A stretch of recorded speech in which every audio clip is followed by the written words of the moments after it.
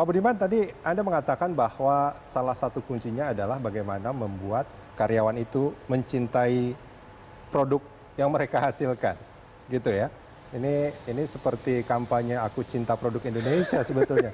Ini jadi aku cinta produk Enesis. Produk ya. Enesis nih, benar.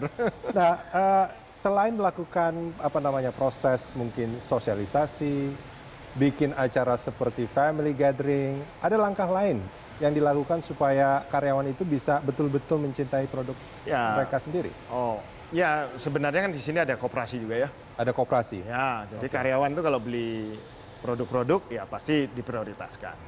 Dengan harga yang lebih baik. Meskipun beberapa kali kami juga mengintroduce supaya mereka bisa jadi ya istrinya, kalau suami yang kerja, istrinya di rumah juga bisa jadi reseller dari produk-produk kita. Oke. Itu juga salah satu yang kita dorong. Nah, contoh paling simpel adalah beginilah.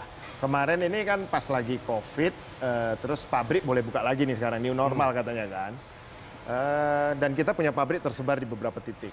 Kita cuma ngasih tahu ke teman-teman pabrik, kamu produksi hand sanitizer kan? Karyawan-karyawan kita produksi hand sanitizer. Kalau sampai pabrik tetangga aja nggak bisa menikmati hasil yang kamu bikin dari hand sanitizer ini, kan agak malu-maluin ya.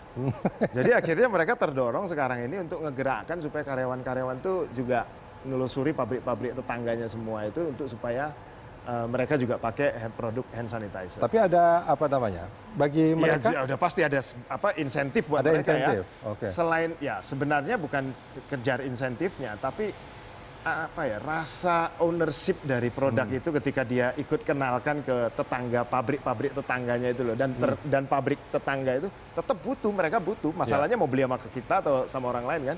Saya bilang di satu kawasan itu cuma kamu yang jualan, yang punya pabrik hand sanitizer. Kenapa kok mereka harus beli jauh-jauh gitu kan? Harusnya kan kita yang menyuplai ke seluruh pabrik-pabrik yang ada di sini. So seperti itu agak mengubah mindset.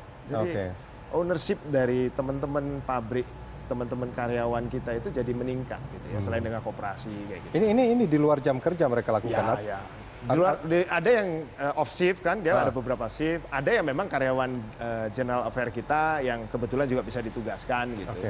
Oke. Dan itu juga tentu bagi perusahaan juga akan memberikan tambahan omset sebetulnya kan? Ya pasti.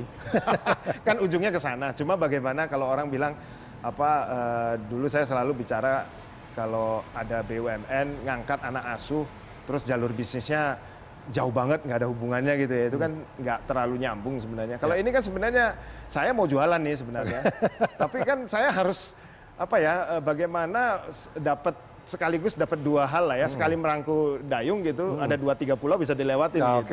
Kan gitu ya. Pak Budiman, kalau kita bicara soal gaya manajerial Pak Budiman, gaya kepemimpinan gitu. Ini kalau boleh diterangkan dalam mungkin kalimat pendek itu, ini gaya kepemimpinan Pak Budiman itu seperti apa? Saya kalau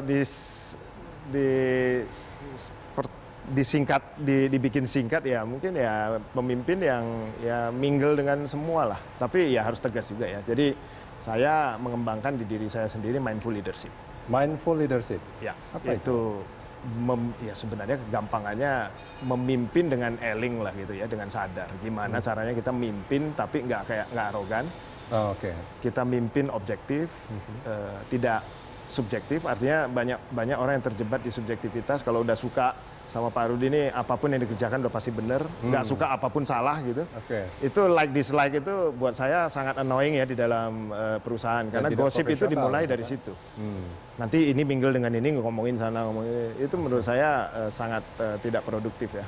Jadi ya banyak hal sih di mindful leadership yang saya sendiri masih kembangkan, belum juga final itu, artinya belum selesai itu. Tapi itu juga sudah dilakukan, ya, artinya sudah. Keseharian. Untuk saya dalam seharian, untuk saya sendiri pribadi udah pasti gitu ya. Anda mengatakan tadi mingle dengan semua orang yang ada di dalam, boleh saya sebut tim, di dalam tim atau karyawan di kantor ini.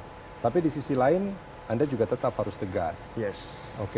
Ini apakah ada satu rutinitas tersendiri, misalkan ke kantor pagi, mungkin sebelum atau mungkin setelah ke ruangan, terus akan mencoba untuk melihat keadaan gitu, atau Enggak bagaimana? lah, saya kira yang jelas adalah kita menghargai menghargai semua level tuh dengan cara yang sama aja. Oke. Mau dari office boy, satpam sampai ke direktur atau siapapun itu ya sama.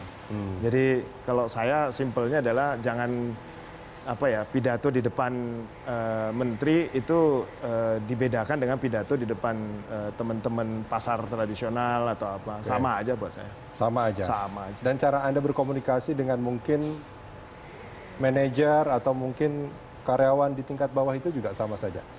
Jadi openness, simplicity. Saya memang penganut itu kan. Saya nggak mau ribet urusannya. Makanya saya tanya, ini nanti diwawancara pakai jas nggak nih? Kalau nggak apa-apa deh, boleh. Kalau pakai jas gue mesti ganti-ganti. Nggak, tar aja dah. Pak Budiman, kita jeda sebentar. Oke. Kita akan lanjutkan di segmen berikut. Pemirsa jangan kemana-mana. CEO Talk masih akan kembali usai jeda.